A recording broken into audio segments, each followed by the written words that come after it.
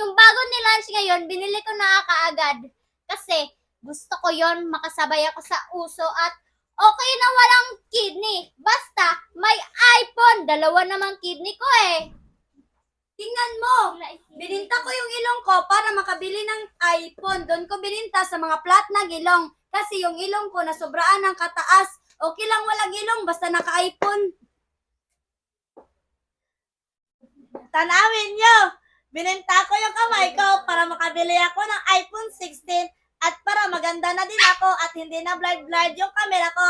At saka ikaw, ibininta mo na yung katawan mo para maka-iPhone ka na. Bahala na wala na Benta mo kamay, na basta yung may katawan mo. iPhone.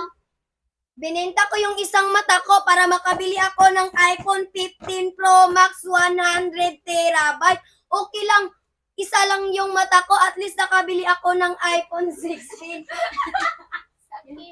Sakit. Ayusin mo yung mata mo. Bininta ko yung dugo ko para makabili ako ng iPhone. Tapos, worth it yung pagbinta ko ng dugo, no? Kasi hindi na blurred yung camera ko. Tsaka, nakakasabi ako sa uso. Bininta ko naman ang puso ko. Bininta ko sa mga walang puso. Kaya nakabili ako ng iPhone. Benta nyo na yung Benta nyo yung katawan nyo. katawan nyo. Magpakasarap kayo sa iPhone. Ang